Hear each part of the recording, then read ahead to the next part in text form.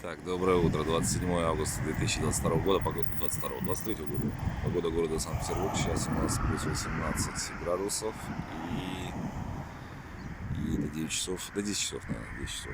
Вот. Очень тепло, очень жарко. Но это только единственное на солнышке. Абсолютно голубое небо. Нету ни ветринки, ничего. Вроде бы с одной стороны, но потом как завывает, так аж прямо, не знаю, до кости. Поэтому прохладно. Да ладно. Я говорю, нет, не проехали. Так, значит, что интересненького еще? Не, уже ветер дует, здорово, нет, надо курточку какую-нибудь легенькую одевать. Короче, сегодня день любителей бананов, поэтому, собственно, сегодня ешьте.